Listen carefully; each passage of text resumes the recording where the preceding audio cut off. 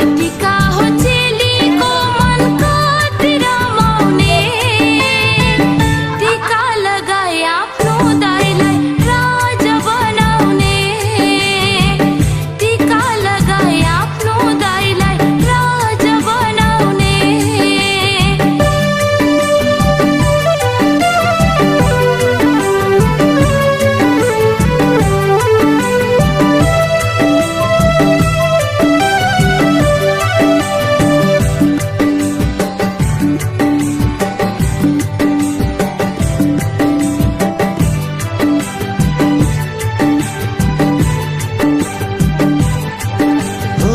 सधैँभरि यस्तै खुसी